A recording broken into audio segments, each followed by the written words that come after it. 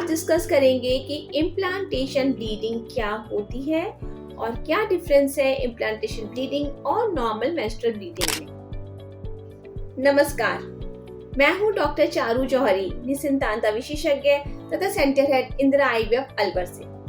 आज डिस्कस करेंगे कि इम्प्लांटेशन ब्लीडिंग क्या होती है और क्या डिफरेंस है इम्प्लांटेशन ब्लीडिंग और नॉर्मल मेंस्ट्रुअल ब्लीडिंग में। इम्प्लांटेशन एक बहुत ही इम्पोर्टेंट स्टेप है प्रेगनेंसी को अचीव करने के लिए। इम्प्लांटेशन के दौरान जो भ्रूण यानी जो एम्ब्रियो बन के तैयार होता है वो बच्चेदानी की सतह से चिपकता है। तो एक नॉर्मल मेंस्ट्रुअल साइकिल में क्या होता है कि जब ओवरी के अंदर एक फॉलिकल ग्रो होना शुरू होता है, इसके अंदर एक एग मैच्योर होना शुरू हो जाता है। धीरे धीरे जैसे कि एग का साइज बढ़ता है, फॉलिकल का साइज भी बढ़ता जाता है और जब ये एग मैच्योर हो जाता है तो ओवुलेशन के टाइम पे फॉलिकल रप्चर होता है और जो एग है वो वहां से निकल के फैलोपियन ट्यूब में पहुंच जाता है। इसी दौरान अगर पुरुष के शुक्राणु भी नीचे के रास्ते होते हुए फैलोपियन ट्यूब में पहुंचते हैं तो फैलोपियन ट्यूब के अंदर फर्टिलाइजेशन यानी कि इनिशिएशन की प्रक्रिया कंप्लीट होती है और ये एग और स्पर्म मिलकर एक भ्रूण को तैयार करते हैं।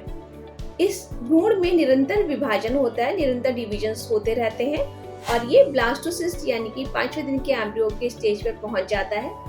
ये ब्लास्टोसिस्ट फैलोपियन ट्यूब से होता हुए नीचे बच्चेदानी में आ जाता है। इसके बाद में इम्प्लांटेशन की प्रक्रिया होती है, यानी कि ये जो भ्रूण है जब बच्चेदानी से चिपकता है इसको इम्प्लांटेशन कहते हैं। जो एम्ब्रियो के आउटर लेयर है जिसको हम लोग ट्रोफोप्लास्ट कहते हैं, ये जो लेयर है ये बच्चेदानी की जो अंदरूनी परत है जिसे हम एंडोमेट्रियम कहते हैं, इससे ये चिपकता है और इस प्रक्रिया में ये जो एंडोमेट्रियम की लेयर है उसके जो सेल्स है उनको लगातार इन्वेड करता है। तो इस इन्वेजन की प्रक्रिया में कुछ ब्लड वेसल्स जो एंडोमेट्रियल वेसल्स है वो रप्चर हो जाती है, जिसके कारण से कभी कभी इम्प्लांटेशन ब्लीडिंग होती है। यानी कि जो इम्प्लांटेशन ब्लीडिंग है वो जिस समय बच्चा बच्चेदानी की परत से चिपक रहा है उस टाइम पर होती है। ये ब्लीडिंग करीब 25 से 30% महिलाओं को हो सकती है, यानी इम्प्लांटेशन ब्लीडिंग जरूरी नहीं है सारी महिलाओं में हो, केवल 25 से 30% महिलाओं में ये देखी जाती है। तो समय में क्या अंतर है, यानी कि कब इम्प्लांटेशन ब्लीडिंग होती है, कब आप एक्सपेक्ट करते हैं कि इम्प्लांटेशन ब्लीडिंग होगी। तो देखिए, जो ओवुलेशन होता है यानी जब एग रिलीज होता है उसके 6 to 12 डेज के बाद में, यानी 6 से 12 दिन के बाद में इम्प्लांटेशन होता है। और अगर प्रेगनेंसी नहीं लगती है तो ओवुलेशन के 14 डेज के बाद में पीरियड्स आते हैं, यानी कि मेंसेस आते हैं। यानी इम्प्लांटेशन ब्लीडिंग आपके जो एक्सपेक्टेड पीरियड्स हैं उससे 3 से 4 दिन पहले होती है। कभी कभी ये 1 हफ्ते पहले भी हो सकती है।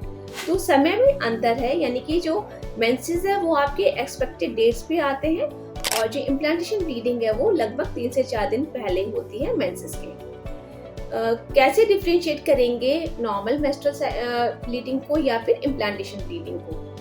तो जो नॉर्मल मेंस्ट्रुअल ब्लीडिंग होती है यानी कि जो आपके पीरियड्स की ब्लीडिंग होती है वो हैवी ब्लीडिंग होती है, वो डार्क रेड या ब्राइट रेड कलर की होती है।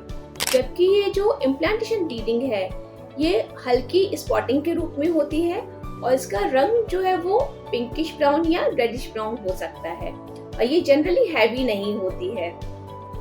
जिस समय जो एम्ब्रियो है वो यूट्राइन लेयर को इन्वेड करता है उस समय माइल्ड क्रैम्प्स या थोड़ा डिस्कम्फर्ट फील हो सकता है, जबकि नॉर्मल मेंस्ट्रुअल साइकिल में जैसे आपको रेगुलर पीरियड्स के टाइम पे डिस्कम्फर्ट होता है या पेन होता है वैसे आप फील कर सकते हैं।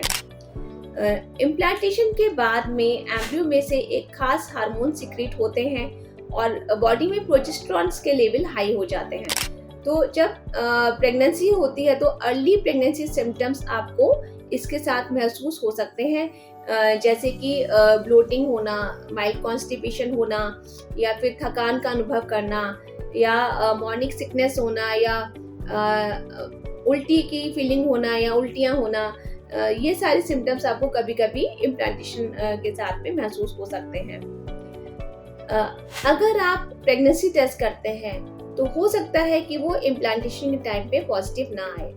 प्रेगनेंसी टेस्ट में हम लोग HCG हार्मोन को डिटेक्ट करते हैं।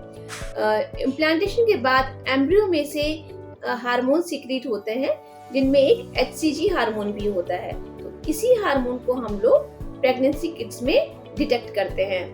तो इम्प्लांटेशन के समय पे ये हार्मोन उतना हाई नहीं होता है और हर 24 से 48 घंटे में जो HCG का लेवल है वो डबल हो जाता है।